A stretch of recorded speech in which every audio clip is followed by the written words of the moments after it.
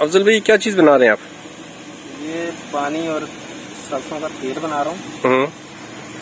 एक बच्चा है, उसको थोड़ा कब्ज है। अच्छा, तो कितना पानी है, कितना सरसों का तेल है?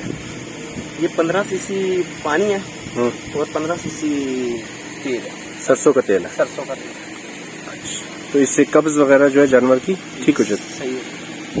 अच्छा, उसको खाना खाने के लिए मुश्किल है तो वो सही है उसके लिए। तो ये 15 सीसी छोटे जानवर के लिए? जी, छोटे जानवर। तो अंदाजन ये कितनी उम्र का है जो बच्चा है? ये तकरीबन है 6-7 महीने का। 6-7 महीने का।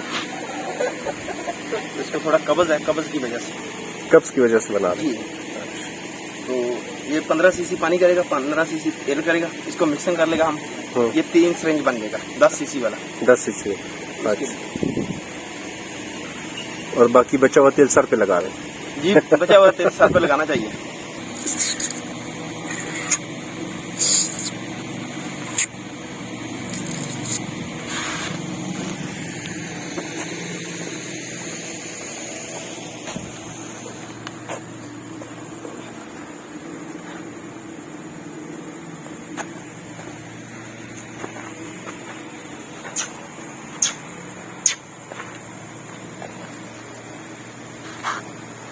करना पड़ेगा।